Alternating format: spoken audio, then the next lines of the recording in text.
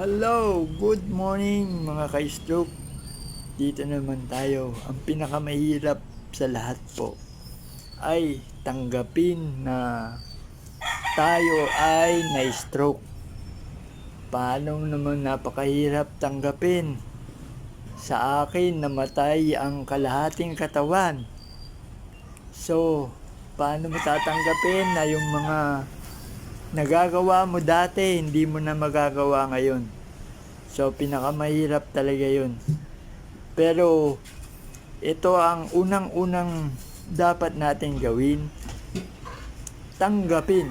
Pag natanggap na natin, tuloy-tuloy na ang recovery. Pero napakahirap po.